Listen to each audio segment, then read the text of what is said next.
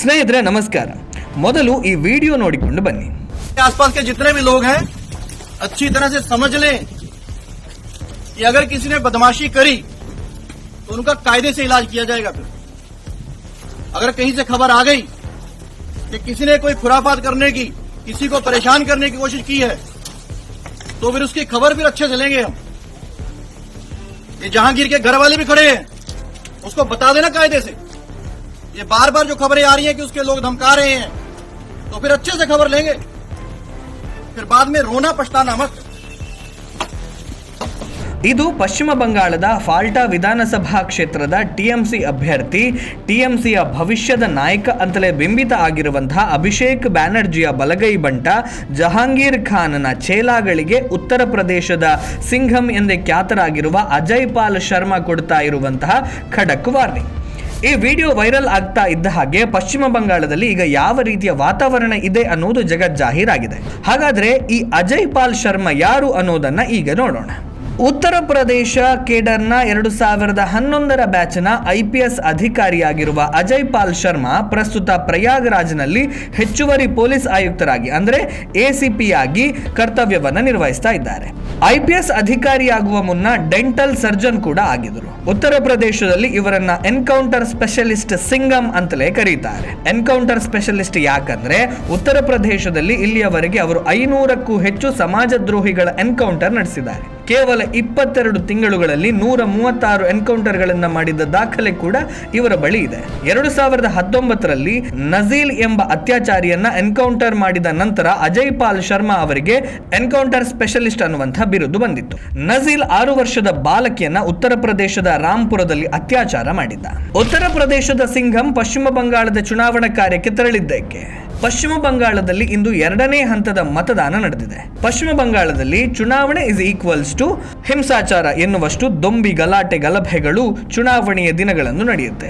ಚುನಾವಣೆಯ ಸಂದರ್ಭದಲ್ಲಿ ಶಾಂತಿ ಸುವ್ಯವಸ್ಥೆಯನ್ನು ಕಾಪಾಡಲು ಕೇಂದ್ರ ಚುನಾವಣಾ ಆಯೋಗ ಶರ್ಮಾ ಅವರನ್ನ ದಕ್ಷಿಣ 24 ಪರಗಣ ಜಿಲ್ಲೆಗೆ ಪೊಲೀಸ್ ವೀಕ್ಷಕರಾಗಿ ನಿಯೋಜನೆ ಮಾಡಿದೆ. ಇದೇ ಜಿಲ್ಲೆಯಲ್ಲಿ 2021ರ ಚುನಾವಣೆಯ ವೇಳೆ ವ್ಯಾಪಕ ಹಿಂಸಾಚಾರ ಕೂಡ ನಡೆದಿತ್ತು.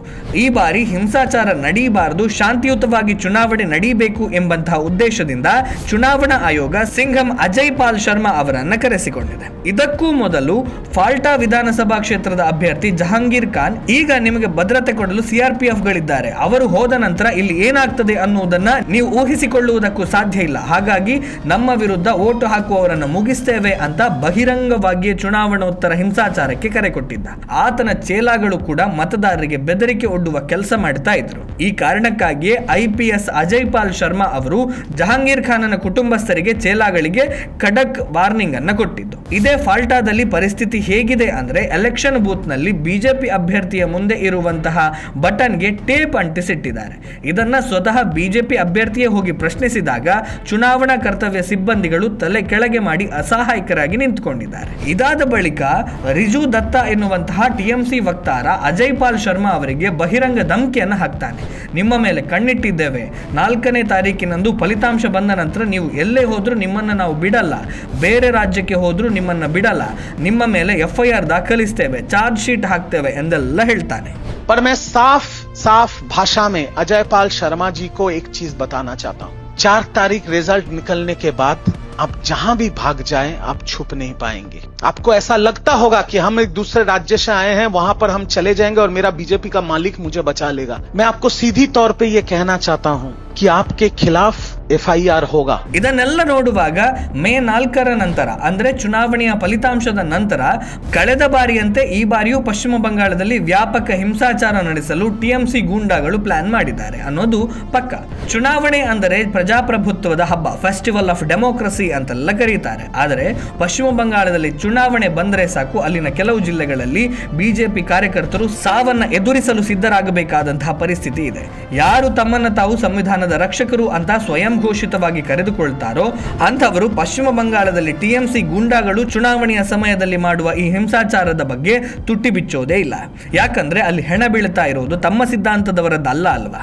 ಅಂದ ಹಾಗೆ ಈ ಬಾರಿ ಚುನಾವಣೆ ಮುಗಿದ ನಂತರವೂ 60 ದಿನಗಳ ಕಾಲ ಕೇಂದ್ರೀಯ ಭದ್ರತಾ ಪಡೆಗಳು ಪಶ್ಚಿಮ ಬಂಗಾಳದಲ್ಲೇ ಇರುತ್ತೆ ಅಂತ ಗೃಹ ಸಚಿವ ಅಮಿತ್ ಶಾ ಹೇಳಿದ್ದಾರೆ. ಇದು ಅಲ್ಲಿನ ಜನರ ಪಾಲಿಗೆ ಸ್ವಲ್ಪ ಮಟ್ಟಿಗೆ ಧೈರ್ಯವನ್ನ ತಂದುಕೊಡಬಹುದು ಅಷ್ಟೇ. ಸ್ನೇಹಿತರೆ, ಇದಿಷ್ಟು ವಿಷಯ. ಮುಂದೆ ಮತ್ತೊಂದು ವಿಷಯದ ಜೊತೆಗೆ ನಿಮ್ಮ ಮುಂದೆ ಬರ್ತೇನೆ. ಅಲ್ಲಿಯವರೆಗೆ ನಮಸ್ಕಾರ.